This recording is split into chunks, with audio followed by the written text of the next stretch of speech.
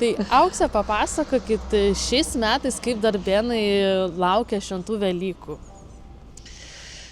Turbūt laukia, kaip ir kiekvienais metais, nutirpo sniegas ir iškart visi žmonės pradėjo tvarkytis, puoštis ir mes taip pat bendruomenė, kaip ir pernai, taip ir šiemet, turim pasidarę tokį krepšį, į kurį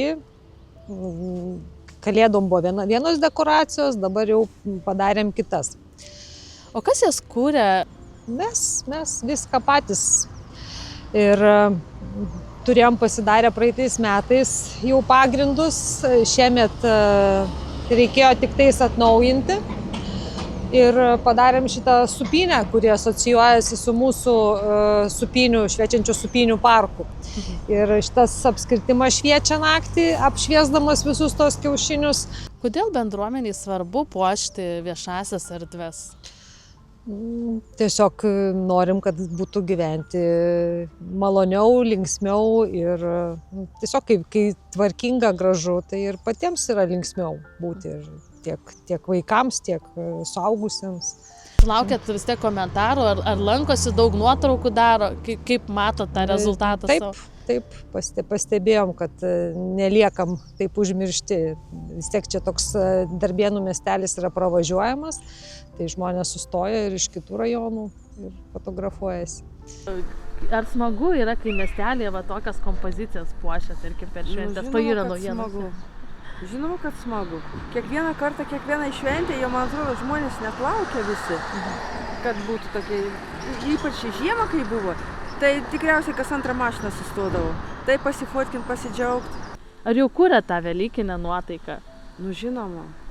Mano draugė dar bažnyčiai tarnauja Pročka, tai visus judesius čia, visa informacija ateina.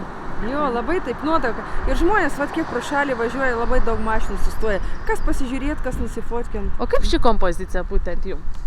Gražiai. Galėtų būti daugiau kiaušinių, bet gražiai. Nu, su gyvom, ypač atkreipiau dėmesį, tos gyvos našlaitės pasodintos, taip tokiu pavasarį grįžti. Kiek žmonių prisideda, ar lengva rasti, kas nori skirti savo laisvą laiką? Čia jau tie tokie optimistai, kaip aš čia sakau, tie, kurie tiesiog yra keli vyrukai, vienas toks auksarankis yra, kuris didumą išsprendžia techninių dalykų.